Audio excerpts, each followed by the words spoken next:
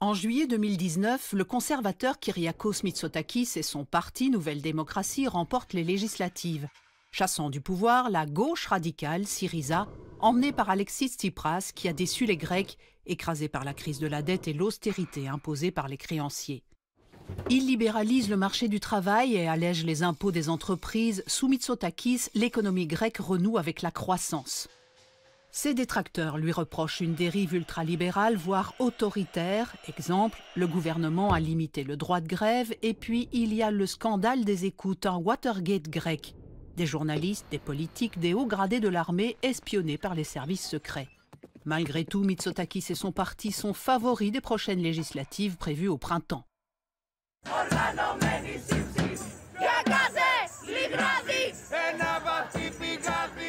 Touche pas à ma culture, résignez-vous, ce décret ne passera pas.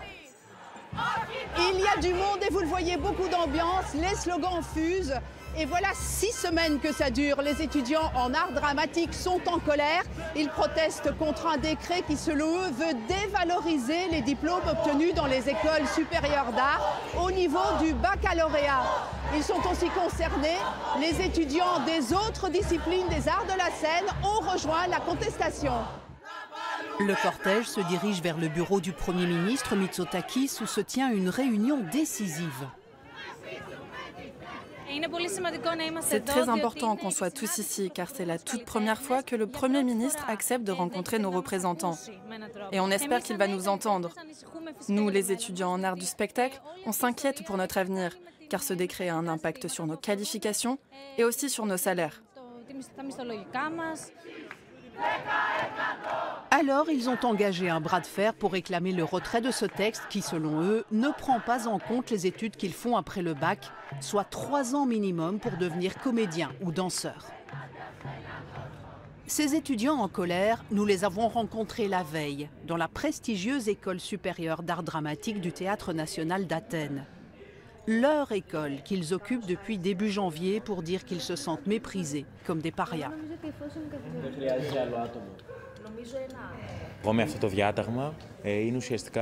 Je me suis senti dévalorisé. Avec ce décret, c'est comme si le gouvernement nous disait que nos 3 ans d'études, d'efforts et de sacrifices sont à jeter à la poubelle. Ce gouvernement, mais aussi les précédents, ne reconnaissent pas ce qu'on fait comme un vrai métier. Pour eux, c'est un passe-temps, un hobby. Alors que pour nous, ce qu'on fait, c'est toute notre vie. Manos nous explique que le décret liste les métiers du secteur public en leur attribuant un niveau d'études et donc de rémunération. Il y a un niveau qui concerne ceux qui ont fini le lycée et un niveau pour ceux qui ont un diplôme universitaire. Et nous, on est au milieu et il n'y a pas de niveau pour nous. Pourtant, quand nous l'avons rencontré, le ministre en charge du dossier l'a affirmé, les revendications des étudiants ont été entendues. La première chose que le gouvernement a déjà faite, c'est de faire passer une loi qui exclut les artistes de ce décret.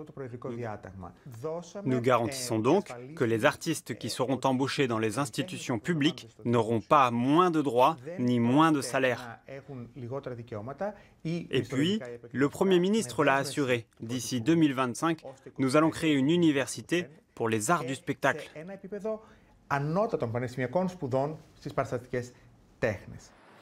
Mais ces propos n'ont pas convaincu les étudiants qui multiplient les actions et les occupations. Dans leur lutte, ils ont reçu le soutien de leurs professeurs. Nous sommes devant le Grand Théâtre national d'Athènes. Les représentations sont suspendues pour cause d'occupation. Nikos Chatsopoulos est metteur en scène. Il est aussi professeur de théâtre, ou plutôt, il l'était. Nous avons vu à quel point nos étudiants étaient affectés par cette affaire. En plus, nous pensons qu'ils ont toutes les raisons de l'être. Nous ne pouvions pas continuer à faire court et regarder nos étudiants dans les yeux sans leur dire qu'ils ont raison de lutter pour ce en quoi ils croient. C'était notre devoir moral que d'être à leur côté, d'être solidaires. C'est pourquoi nous, les professeurs de l'école du Théâtre national d'Athènes, nous avons démissionné en bloc. Ils ont été les premiers, puis les professeurs de l'école de théâtre nationale de Thessalonique et ceux de Patras ont suivi. Tout aussi solidaires, les comédiens et techniciens du spectacle, souvent mal payés. Ils ont participé aux 3 journées de grève nationale organisées par les syndicats et les étudiants. Après 10 ans de crise financière, puis 3 de Covid qui ont entraîné la fermeture des théâtres, sans aucune aide de l'État, eux aussi se sentent méprisés. La plupart des politiques ne vont pas au théâtre. Et pour moi, c'est très significatif. L'État et ceux qu'on appelle les serviteurs de l'État n'en ont rien à faire du théâtre, absolument rien.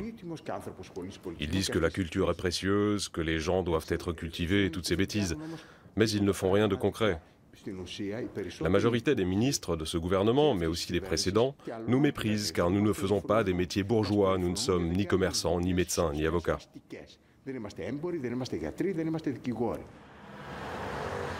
Acteurs et étudiants sont donc solidaires, alors vont-ils ranger leurs banderoles? Après la rencontre avec leurs représentants, le Premier ministre Mitsotakis, qui est déjà en campagne électorale, a fait des propositions ce week-end pour une sortie de crise.